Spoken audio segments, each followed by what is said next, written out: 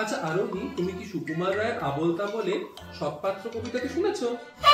তাহলে চলো আমরা একবার বলি।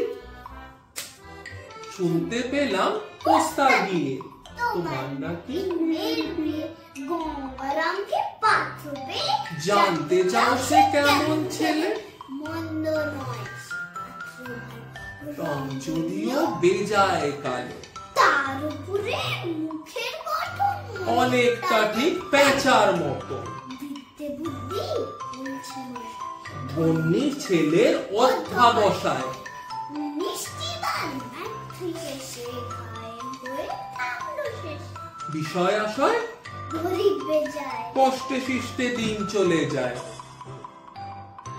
মানুষ তো নয় ভাইগুলো তার, একটি পাগল একটি গোয়ার, আরেকটি সে তৈরি ছেলে, চাল বলে নট গেছেন জেলে, কনিষ্ঠটি তবলা বাজায়, চাকলা ডলে 5 টাকা পায়, গঙ্গারাম তো কেবল ভোগে, পিলে যারা পাণ্ডু রোগে, কিন্তু তারা উচ্চ ঘর, কংসরাজে বংশধর, শ্যামলাহিরি মনোগ্রামের কে যেন হয় গঙ্গারামের, যা হোক এবার পাত্র পেলে।